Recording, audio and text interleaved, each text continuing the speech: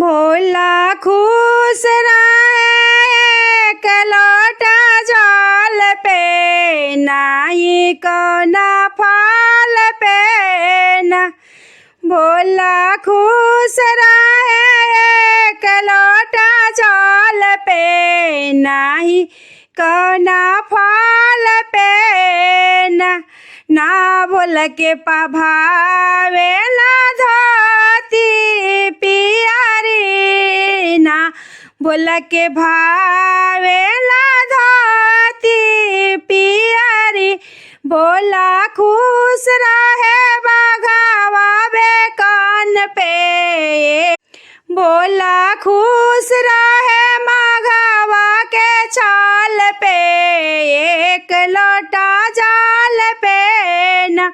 भोला खुश रहे एक लोटा जाल पे, नाही कौना फल पे ना।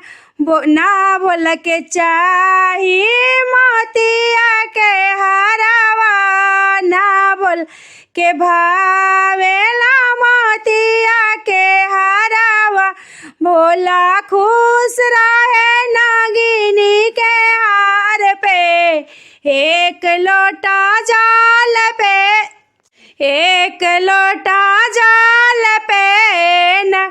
ना भोला के भावेला पूरी मिठाई, ना भोला के भावेला पूरी मिठाई। भोला खुश रहे भांगिया धतूर पे, एक लोटा जाल पे ना। भोला खुश रहे भांगिया धतूर पे, एक लोटा जाल पे ना।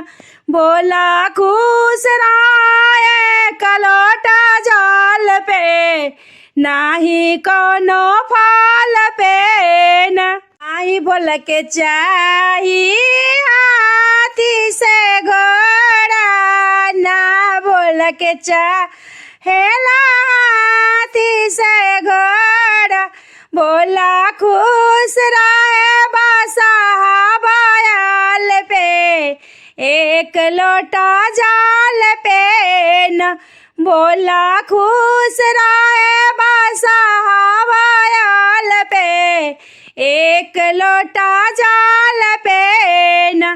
भोला खुश रहे एक लोटा जाल पे, नाही कौन फल पे ना। ना भोला के चाही चंदना रोरिया, ना भोला के चाही चंदन से रोरिया। भोला खुश रहे भाभूति भसम पे, एक लोटा जाल पे ना। भोला खुश रहे भाभूति भसम पे, एक लोटा जाल पे ना।